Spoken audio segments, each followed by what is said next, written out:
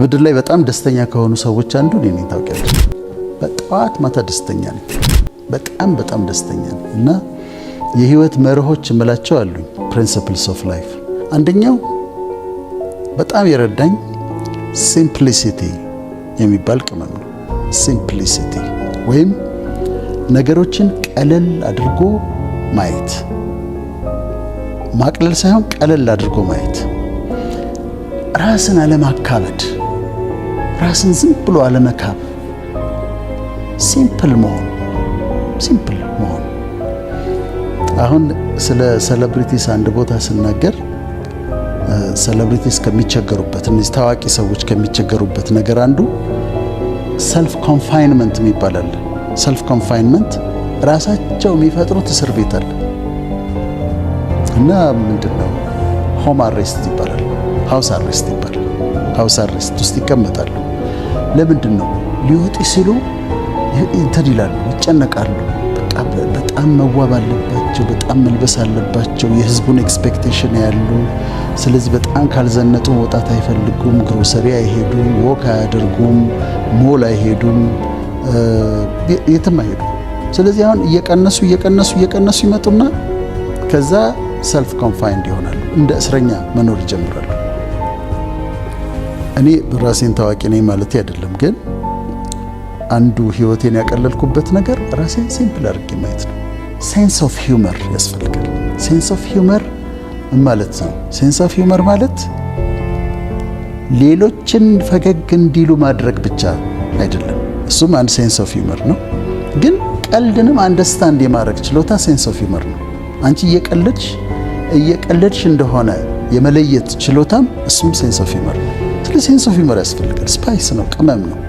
በጣም ሲሪየስ አለመሆን፣ ከመጠን በላይ ሲሪየስ አለመሆን፣ ኩስትር አለማለት እና አንዳንዴ መቀለድ እና ሴንስ ኦፍ ሂውመር፣ አንዳንዴ መቀለድ፣ ጨዋ የሆኑ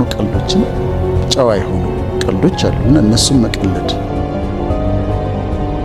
በህዝቡ መካከል ስትመላለሽ በነፃነት ሲምፕል አድርገሽ ስትመላለሽ አንዱ ህይወትሽን የሚያቀልልሽ ነገር ነው።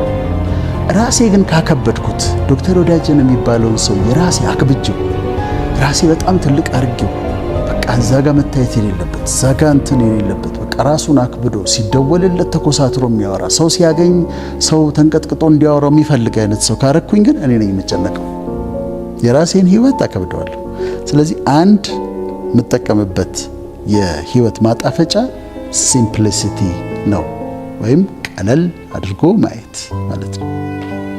ሁለተኛው እኔ በግል የምጠቀምበትና የሰራልኝ ብዬ የምለው ቅመም ወይም ስፓይስ ትራንኩዊሊቲ ነው።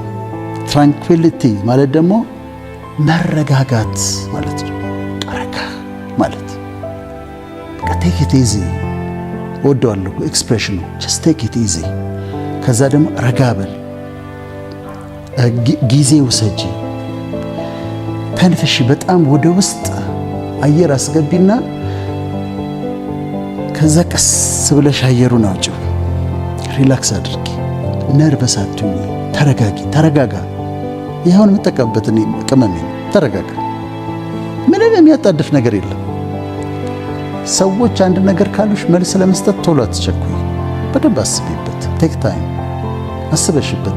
ቴክስት ከሆነ ያደረገችልሽ ትንሽ አሰብ አድርጊ። ቶሎ በፍጥነት ወይ ተናደሽ ምናምን መልስ አትስጫት። ጀስት ቴክ ታይም፣ ተረጋጊ። ቴክ ኢት ኢዚ፣ ቀስ ማለት በኋላ ይቅርታ ከመጠየቅ ይረዳል። ምን ይባላል መሰለሽ? ሄስት ኢዝ ኦፍ ዘ ደቭል ይባላል። ሄስት ኢዝ ኦፍ ዘ ደቭል ይባላል። ጥድፊያ የሚባለው ነገር ከሰይጣን ነው ይባላል። ይሄ ተጣድፈሽ የምታደርጊያቸው ነገሮች፣ ለስህተት የሚዳርጉሽ ነገሮች ከዛ ናቸው። እና ትንሽ ረጋ ማለት። አንድ አባባል አለ በጣም ወደው። ሰውየው ከኋላ ተቀምጧል እና ሹፌሩ እየነዳ ነው እና ሹፌሩ ምን አለው? ቸኩሏል። ይሄ ባለስልጣኑ ቸኩሏል እና ሹፌሩ ምን አለው? በጣም ስለሚቸኩል ቀስ ብለህ ንዳ አለው። ገብቶሻል? በጣም ስለሚቸኩል ቀስ ብለህ ንዳ። ምን ማለት ነው? አሁን በጣም ልቸኩል ብለህ ከገባህ ወይ ትጋጫለህ ወይም መንገድ ትስታለህ፣ ኤግዚት ትስታለህ። ስለዚህ በጣም ስለመቸኩል ቀስ ብለህ ነዳለህ። መረጋጋትን ያስተምርሻል። በባህላችን የነ ቶሎ ቶሎ ቤት ግድግዳው ሰንበሌጥ ይባላል። ሲሮጡ የታጠቁት ሲሮጡ ይፈታል ይባላል። እና ጥድፊያ ስህተት ውስጥ ያስገባሻል። ስለዚህ መረጋጋት ያስፈልጋል። ሰከን ማለት ያስፈልጋል። የሕክምና ስህተቶች ለምንድን ነው የሚሰሩት? አሁን አንዳንድ ሰርጅኖች በጣም ጎበዝ ሆነው ግን ቶሎ አንድ 4-5 የሚሰሩት ፔሸንት ይኖራቸዋል እና ቶሎ ቶሎ ሰርቼ ልጨርስ በቃ አሪፍ ነኝ ብለው እንትን ሲሉ የማይሆን አርተሪ ይቆርጣል። ወይም ለምሳሌ የማህፀን ሰርጀሪ እየሰራ ዩሬተር የሚባለው ከኩላሊት የሚወርደው አይደለም ሽንት የሚወርድበት እሱን ይቆርጣል በስተት። ብዙ ጊዜ አሁን እኛ ጥቁር አንበሳ እያለ እንደዛ ይገጥመን ነበር። ስህተቱን የሚያመጣው ምንድን ነው? ጥድፊያ ነው። ስለዚህ መረጋጋት ያስፈልጋል። አእምሮሽን መረጋጋት፣ ይሄ ብሪዚንግ ኤክሰርሳይዝ ማድረግ፣ ካልም መሆን፣ በቃ ራስሽን እያረጋጋሽ አእምሮሽን እያረጋጋሽ አለመቸኮል፣ አለመጣደፍ ያስፈልጋል። ጊዜ መውሰድ። ውሳኔዎች ልትወስኝ ስትይ አሁን አንዳንዴ በጣም በችኮላ የጋብቻ ውሳኔ ይወሰናል እና በጣም ለምን ይቸኩላለሁ? ስለዚህ ሁለተኛው ህይወቴን ያጣፈጠልኝ ነገር ብዬ የማምነው ትራንኩዊሊቲ ነው፣ መረጋጋት ነው።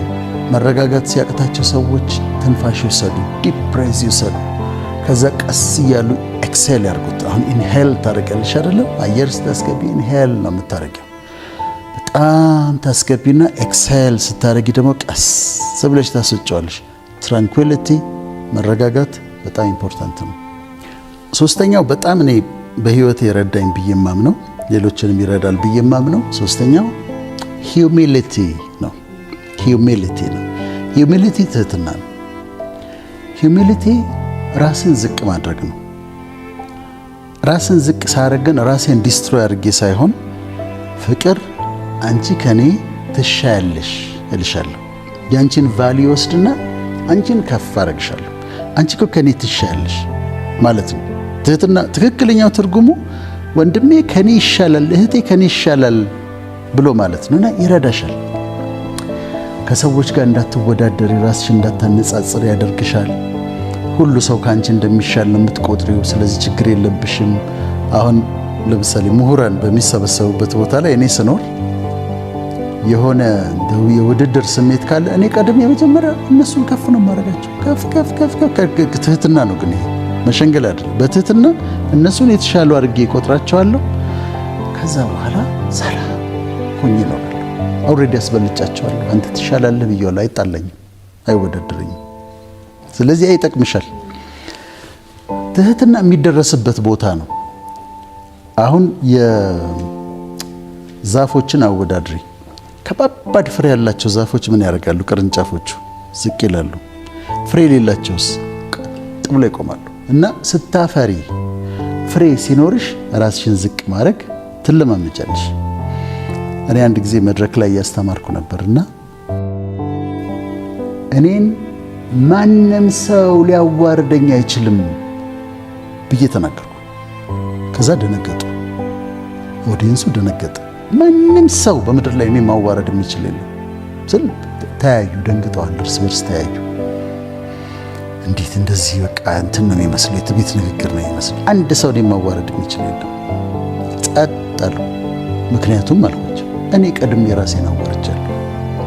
እኔ ራሴን ቀድሜ ካዋረድኩኝ፣ ራሴን ቀድሜ ዝቅ ካረኩኝ ወዴት ታዋርደኛለህ? እኔ ራሴን አንተን አስበልጬ ራሴን ዝቅ አድርጌያለሁ። ከዛ በላይ በዛች ዝቅ ልታደርገኝ አትችልም። ራሴን ስላዋረድኩ ነው አልኳቸው። እና ትህትና አንድ ቅመም ነው፣ በጣም ደስ የሚል ቅመም ነው። አራተኛው ደግሞ ዲግኒቲ ነው። አሁን አብሮ ማይሄድ ይመስላል፣ ግን በደንብ አዳምጪኝ ፍቅር። ሂዩሚሊቲ ያለን ዲግኒቲ ደግሞ አለ። ዲግኒቲ ደግሞ ምንድነው? ክብርሽን መጠበቅ ነው። እግዚአብሔር የሰጠሽን ማንነት፣ ከሱ የተሰጠሽን አይደንቲቲ ክብር መጠበቅ ደግሞ አለብሽ። ዲግኒቲ ነው።